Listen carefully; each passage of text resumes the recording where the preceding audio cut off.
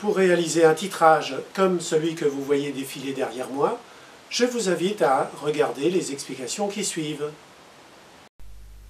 Je sélectionne une première image que j'insère sur la piste vidéo. Je lui donne un temps d'apparition de 8 secondes. Et en cliquant sur le bouton Options, je sélectionne Panoramique et Zoom et je choisis la première solution qui m'est proposée. Je glisse une deuxième image à qui je donne un temps d'apparition de 4 secondes et là pareil, un Panoramique et Zoom, un mouvement latéral pour changer de précédent. Maintenant, je passe sur l'onglet Titre. Je double-clique dans l'écran de lecture, je choisis la police de caractère, la taille, la couleur et l'interlignage. Je commence par un interligne important de 300 pour avoir le titre réparti en haut et en bas de l'image et j'écris « Un tour au jardin ». J'aligne au centre ce titre, je le vérifie et je me rends compte que je peux encore augmenter un petit peu l'interligne, que je passe à 310, sans oublier d'aligner au centre à nouveau pour avoir quelque chose d'esthétique.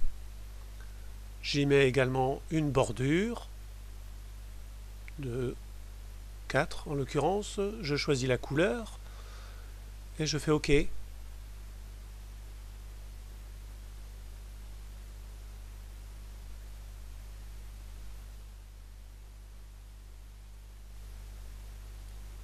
Ce titre, je le déplace pour le faire débuter une seconde après le début de l'image.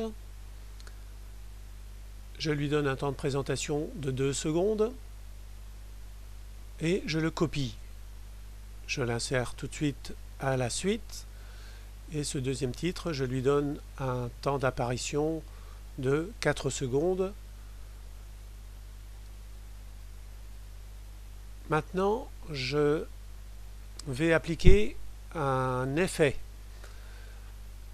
Pour la première partie, un zoom.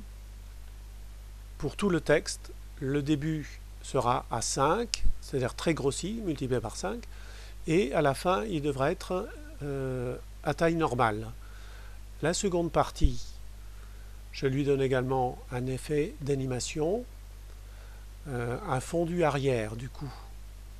Donc je choisis l'option fondu, je personnalise par fondu arrière avec une pause longue. Je clique sur OK.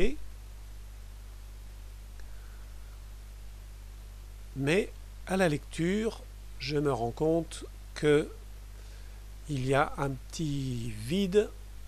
À un moment donné, le titre disparaît avant de réapparaître. Donc j'agrandis un petit peu la vision et je fais chevaucher le second titre de 2 secondes sur le précédent, sur le premier. Du coup, je fais disparaître ce petit bug du logiciel. Je vérifie la lecture. Je m'assure que ce que je viens de réaliser correspond bien à ce que je souhaitais.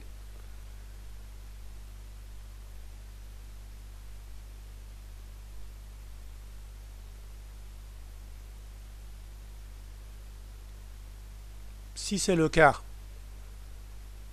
j'enregistre le fichier en lui donnant un nom.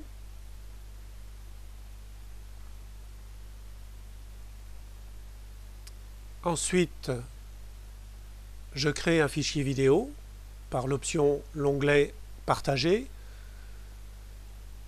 Je choisis un format.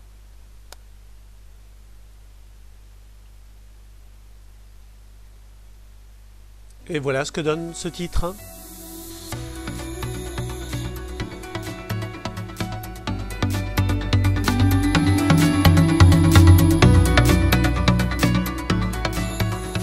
Voilà, j'espère que ce tutoriel vous aura été très utile et je vous dis à la prochaine pour un autre exercice.